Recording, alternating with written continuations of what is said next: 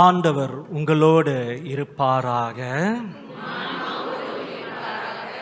லூக்கா எழுதிய தூய நற்செய்தி வாசகம். வாரத்தின் முதல் நாள் விடியற்காலையில்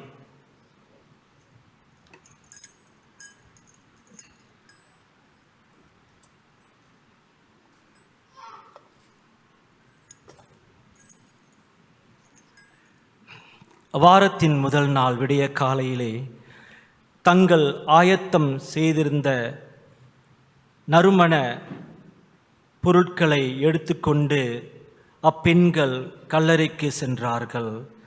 கல்லறை வாயிலிருந்து கல் புரட்டப்பட்டு இருந்ததை கண்டார்கள். அவர்கள் உள்ளே நுழைந்த போது அங்கே ஆண்டவர் இயேசுவின் உடலை காணவில்லை. அதை குறித்து அவர்கள் குழப்பமுற்றார்கள்.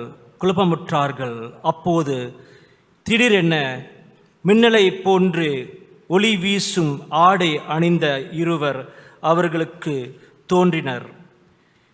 இதனால் அப்பெண்கள் அச்சமுற்று தலை குனிந்து நின்று கொண்டிருந்தனர். அவர்கள் அப்பெண்களை நோக்கி, உயிரோடு இருப்பவரை கல்லறையில் தேடுவது ஏன்? அவர் இங்கே இல்லை, அவர் உயிருடன் எழுப்பப்பட்டார். கலிலியாவில் இருக்கும் போது அவர் உங்களுக்கு சொன்னதை படித்துக் கொள்ளுங்கள். மானிட மகன் பாவிகள் கையில் ஒப்புவிக்கப்பட்டு சிலுவையில் பட வேண்டும், மூன்றாம் நாளில் உயிர்த்தெழ வேண்டும் என்று சொன்னாரே என்றார்கள். அப்போது அவர்கள் அவருடைய வார்த்தைகளை நினைவில் கொண்டு கல்லறையை விட்டு திரும்பி போய் இவை அனைத்தையும் 11 மற்ற அனைவருக்கும் அறிவித்தார்கள். அவர்கள் மகதலா மரியா, யோவன்னா, யாக்கோப்பின் தாய் மரியா என்பவர்களும் அவர்களோடு இருந்த வேறு சில பெண்களும்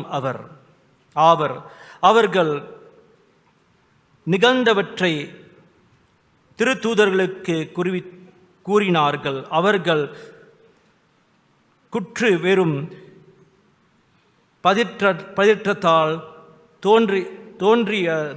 தோன்றியதால் திருத்தூதர்கள் அவர்களை நம்பவில்லை. ஆனால் பேதுரு எழுந்து கல்லறைக்கு ஓடினார். அங்கு அவர் குனிந்து பார்த்தபோது உடலை சுற்றியிருந்த துணிகளை மட்டுமே கண்டார். நிகழ்ந்ததை குறித்து தமக்குள் வியப்பற்றவராய் திரும்பி சென்றார்.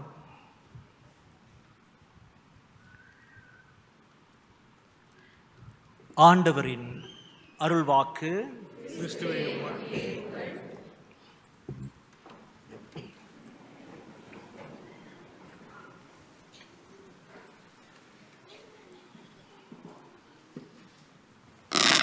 ஆண்டவர் உயிர்த்து விட்டார். ஆண்டவர் உயிர்த்து விட்டார்.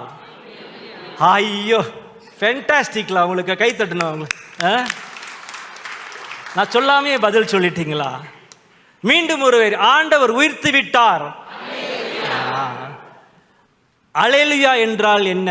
கிரேக்க மொழியில praise the lord, praise be to the lord, அவ்வளவுதான். அந்த வாக்கியத்தை போடுங்க ஐயா. ஒரே ஒரு வாக்கியம் தான், பயப்படாதீங்க. ரொம்ப நேரம் பேச மாட்டேன். நீண்ட வழிபாடுல கொஞ்சம் படிப்போமா? மத்தேயு 28:6 ஒன்றா படிப்போம். அவர்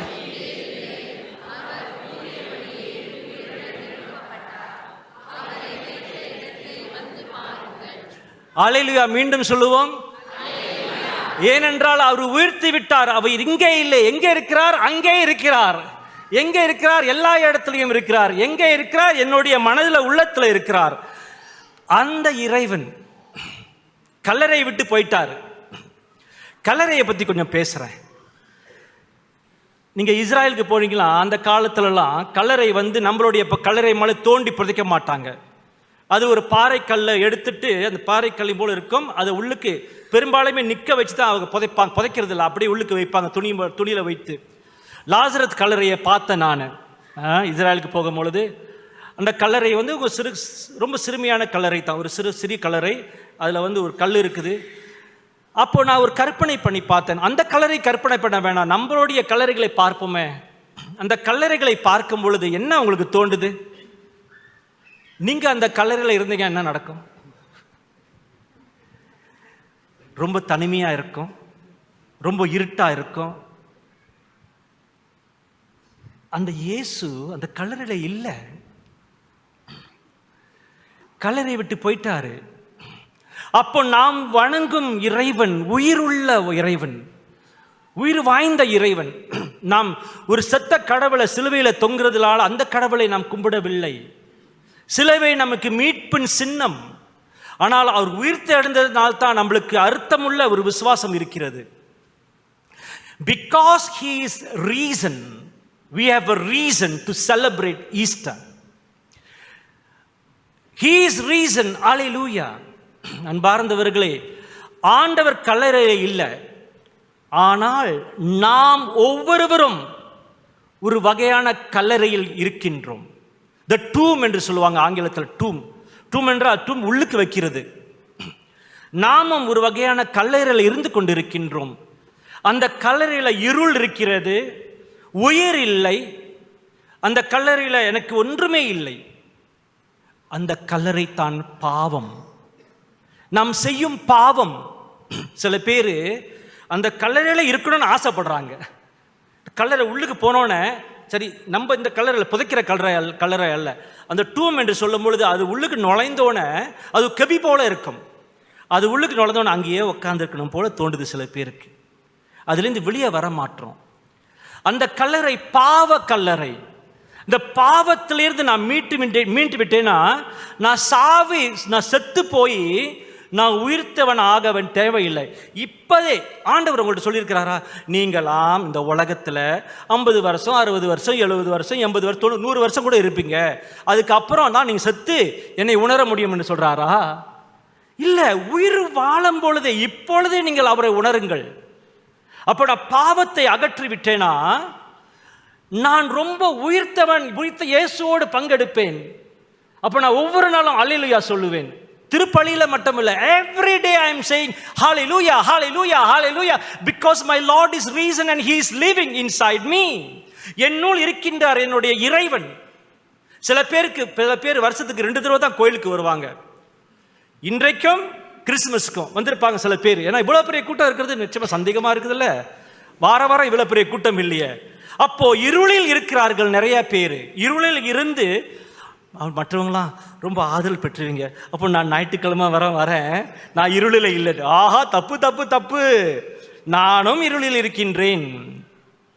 ஏனென்றால் நான் மீட்பு அடைந்து விட்டேன்னா, நான் ஒவ்வொரு நாளும் மகிழ்ச்சியோடு சந்தோஷத்தோடு பாவம் செய்ய அணுக மாட்டேன். நம்ம எல்லாம் பாவம் செய்வோம், ஆனால் காலப்போக்கில் அந்த பாவம் குறைந்து கொண்டே வரணும். இரண்டாவது, இது முக்கியமான ஒரு நல்ல கதை. இதை பார்த்தீங்களா? எல்லாம் பெண்கள் தான் தெரியுமா? ஆண்டவரை அவர் இறக்கும் பொழுது, சிலுவையில் தொங்கும் பொழுது யார் இருந்தாங்க? பெண்கள் தான். ஆண்கள்லாம் காண போயிட்டாங்க. இப்பவும் பெண்கள் தான் முதல்ல கல்லறைக்கு போறாங்க. ஏன்னா ஒரு கதை இருக்குது. பெண்கள் தான் சீக்கிரம் கதையை போய் சேர்ப்பாங்க. அப்படியே போய் கதையை போய் சொல்லிடுவாங்க. ஆண்களை சந்திச்சோம்னா, ஆண்கள் கூடினார்களாம் 3 விஷயம் தான் பேசுவாங்க. இப்போ உள்ள ஆண்கள்லாம் எவ்வளோன்னு தெரியல. ஒன்று ஸ்போர்ட்ஸ், பந்து விளையாட்டு அல்லது கேம்ஸை பற்றி பேசுவாங்க. இன்னொரு மோட்டார் அல்லது மோட்டார் சைக்கிள். மற்றொன்று பெண்களை பற்றி பேசுவாங்க, அல்லது தண்ணி அடிக்கிறத பேசுவாங்க. வேலையை பற்றி கொஞ்சம் பேசுவாங்க. ஆண்களுடைய இது மாதிரி தான் ஆண்கள் பேசிக்கிட்டு இருக்கு. பெண்கள் பெரும்பாலும் சேர்ந்தாங்களாம் ஜவுளி கடையை பற்றி பேசுவாங்க. என்ன கடையில் என்ன லேட்டஸ்ட் ஃபேஷன். அப்புறம் சமையலை பற்றி பேசுவாங்க. அப்புறம் ஜுவல்லரி, தங்க பதக்கத்தை பற்றி பேசுவாங்க. என்ன மாதிரி தங்கம் என்ன ஃபேஷனில் இருக்குன்னு. ஆண்களை பற்றி அந்த காலத்து பெண்கள்லாம் அவ்வளோ பேசுறதில்ல, இப்போ உள்ள பெண்கள் தெரியல. ஸோ இதுதான் நம்மளுடைய பேச்சு. ஆனால் பெண்கள் பெரும்பாலுமே இந்த வதந்தியை பரப்புறதுல பெண்கள் தான் பெஸ்ட். ஆண்களுக்கு நாட் ஸோ மச் டைம். இந்த காலத்து ஆண்களும் பெண்களை போல ஆயிடுறாங்க சில பேர். ஆனால் அது ஒரு நெகட்டிவ் சைட். ஆனால் அது பாசிட்டிவ் சைட்டில் பெண்கள் தான் பறைசாற்றார்கள். பெண்கள் தான் இறை வார்த்தையை அதிகமாக தெரிந்து கொண்டு ஆண்டவரை பற்றி அதிகமாக விசுவாசத்தில் பெண்கள் தான் முன்மாதிரியாக இருக்கிறார்கள். பெண்கள் தான். ஆண்கள் பெரும்பாலுமே நிறைய வேலை அது இதுன்னு போயிடுறாங்க. இந்த காலத்து பெண்களும் கொஞ்சம் வேலைக்கு போயிடுறாங்க. கொஞ்சம் காலம் கொஞ்சம் மாறிடுச்சு. அப்போ இந்த விசுவாசம் பேசுறதுல பெண்கள் தான் முன்மாதிரியாக இருந்தாங்க. அந்த முதல் பெண் யாரு? அன்னை மரியாள். இந்த பெண்கள், நான் உண்மையாக சொல்கிறேன், இந்த பெண்கள், நான் என்னுடைய சின்ன அனுபவத்தில் சொல்கிறேன், ஒரு சில பெண்கள் என்னுடைய உறவில் அவங்க வாழ்க்கையில் ஒரு சிறந்த விசுவாச பெண்ணாக நபராக இருக்கிறார்கள். விசுவாசத்தை பற்றி அதிகமாக என்கிட்ட பேசுவாங்க. அந்த விசுவாசத்தை பற்றி ஆண்டவர் அவங்களுடைய வாழ்க்கையில் நிறைய புதுமைகளை செய்திருக்கிறார்கள் என்று பகிர்ந்து கொள்வார்கள். அதில் என்னுடைய பெஸ்ட் ஃப்ரெண்ட் ஒரு அம்மா, அவங்க என்னுடைய குருத்துவத்துக்கு அவங்க ஒரு காரணம். என்னுடைய முதல் காரணம் என்னுடைய தாய், இரண்டாவது இந்த பெண். இப்பொழுது கூட நான் முறையாக சில விஷயங்கள் பூசையில் செய்யாவிட்டால் அவங்க இங்கே இல்லை, ஸ்க்ரீனில் பார்த்தாங்களா உடனே கால் பண்ணி கேட்டுருவாங்க, என்ன ஃபாதர் இப்படி பூசை வைக்கிறீங்க, சரியில்லையே, உரிமையோட கேட்பாங்க. ஏனென்றால் அவங்க ஜெபிக்கும் ஒரு பெண், எனக்கு சவாலிடும் ஒரு பெண். அம்மாமார்களே, தாய்மார்களே, பெண்களே, நீங்கள் ஒரு சவாலாக உங்களுடைய கணவருக்கும் உங்களுடைய சகோதரருக்கும் மற்றவர்களுக்கும் ஆண்களுக்கும் சரி எல்லாத்துக்கும் சரி நீங்கள் இருங்கள். நற்செய்தியில் ஆண்டவரை பார்க்க இவங்கள் தான் போனார்கள். இவங்களுக்கு தான் பாக்கியம் கிடைத்தது. ஏனென்றால் இவங்கள் தான் விசுவாசத்தில் ஆழமாக தூய்மையாக போய் கொண்டிருந்தார்கள். அன்பார்ந்தவர்களே, ஆமேன் என்று சொல்லுங்கள். ஆமேன். இதில் நம்ம போவோம் அன்பார்ந்தவர்களை, இதில் நம்ம போவோம். ஏனென்றால் இந்த முன்மாதிரியை நம் எடுத்துக்கொண்டு நம் வாழ்க்கையை செம்மைப்படுத்தி மாற்றி அமைப்போம். நான் என்னுடைய அந்த கல்லறையில் இல்லாமல் நான் விடுதலை பெற்று வர வேண்டும். ஏனென்றால் என்னுடைய இயேசு உயர்த்த இயேசு. My Lord is the reason Lord. அப்போ இன்னைக்கு ஒரு நாள் மட்டும் சந்தோஷமா இருக்காதீங்க. ஐயோ இன்னைக்கு எப்படி திரும்ப இருந்துச்சு, திருப்பலி பூசை அப்படி இருந்துச்சு, நல்லா இருந்து பாடணும், அது அல்ல. நம்மளுடைய கண்ணோட்டம் அந்த பெண்கள் அல்ல, அந்த கல்லறை அல்ல, அந்த துணி அல்ல, அந்த கல்லறையை அகற்றப்பட்ட அந்த கல் அல்ல. நம்மளுடைய மெய்யான உண்மையான நோக்கமும் குறியும் இயேசு கிறிஸ்து. இயேசு கிறிஸ்து தான். மத்தேயு 28:20 என்ன சொல்றாரு? நான் உன்னுடன் இறுதி வரைக்கும் இருப்பேன். அப்ப அன்பார்ந்தவர்களே, அந்த ஆண்டவர் உங்களோடு இறுதி வரைக்கும் இருப்பார். அப்ப என்ன கவலை? என்ன கவலை? கவலையே இல்லை. அதனால் அன்பார்ந்தவர்களே, இந்த பக்குவத்துக்கு நாம் வருவோம். இன்றைக்கு உயிர்த்த இயேசு நம்மோடு இருக்கின்றார். என்னோடு அந்த ஆண்டவர் முழுமையாக செயல்பட்டார் என்றால் என்னுடைய வாழ்க்கையில் ஊர்நாள் என்றார், என்னுடைய வாழ்க்கையில் மாற்றங்கள் வந்து கொண்டே இருக்கும். இந்த மாற்றங்கள் புதுமையான மாற்றங்கள், உயிருள்ள மாற்றங்கள், புனிதமான மாற்றங்கள், அற்புதமான மாற்றங்கள், நான் மனம் தளராமல் இருக்கிற மாற்றங்கள், விவேகத்தில் உள்ள மாற்றங்கள், உற்சாகத்தில் உள்ள மாற்றங்கள், சந்தோஷமா இருக்கிற மாற்றங்கள், மகிழ்ச்சியான உள்ள மாற்றங்கள். அன்பார்ந்தவர்களே, உங்க வீட்டில் யாராவது சோர்ந்து போய் இருந்தால் நீங்கள் கை கொடுத்து தூக்குங்கள். நீங்கள் அந்த கருவியாக இருங்கள். ஏனென்றால் இயேசு உங்களோடு, உயிர்த்த இயேசு இருக்கின்றார். அந்த உயிர்த்த இயேசு உங்களோடு இருந்தால் நீங்களும் உயிர்த்த மகன், உயிர்த்த மகள். மறந்துடாதீங்க. If the reason Lord is with me, I cannot be any other. I can only be like Jesus. And I will be alive. I am alive. Not I who is alive, but the one who lives in me is alive. நான் உயிர்த்தவனா இல்ல, என்னுள் இருக்கிற இயேசு, அந்த இயேசு பிரகாசிக்கின்றார். அந்த இயேசுல வாழுங்கள். ஏன் மனம் தளர்ந்து, நோய் வந்தாலும் தளர்ந்துடுறோம், பேய் வந்தாலும் தளர்ந்துடுறோம். பேய் வந்தால் தளர்ந்தா பரவாயில்ல, நானே பேய் ஆயிடுறேன். அதான் பிரச்சனை. பார்த்தீங்களா எப்படின்னு? அன்னியன் போல மாறிடுவோம், திடீர்னு மாறிடுறோங்க.